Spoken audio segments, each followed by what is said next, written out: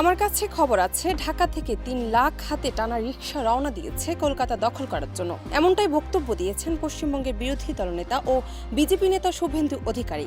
সঙ্গে বাংলাদেশ ইস্যুতে তিনি নিশানা করলেন মুখ্যমন্ত্রীকেও। ভারতীয় সংবাদ মাধ্যম এবিপি আনন্দ এক প্রতিবেদনে এই তথ্য জানিয়েছে।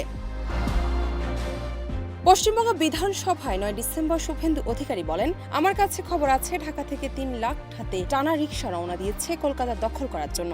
আরে ওদের আছেটা কি? রাফাল রাখা আছে হাসিমারায়। মমতার উদ্দেশ্যে বিরোধী এই নেতা বলেন, তিনি ভারত সরকারকে চিঠি দিতে পারেন।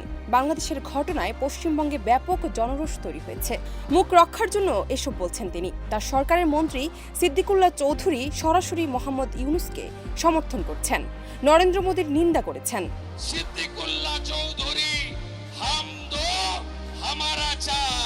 এর আগে গত রোববার শুভেন্দু অধিকারী বলেন, ভারত একটি রাফাল যুদ্ধ বিমান পাঠালেই বাংলাদেশ কেঁপে উঠবে। তিনি বলেছেন, বাংলাদেশের মানুষদের ভারতের সামরিক সক্ষমতা সম্পর্কে কোনো ধারণা নেই। তাই তিনি যুক্তরাষ্ট্র, রাশিয়া ও চীনের কাছ থেকে ভারতের সামরিক সক্ষমতা সম্পর্কে জেনে নিতে পরামর্শ দিয়েছেন। জান্নাত নিপু, দেশ রূপান্তর।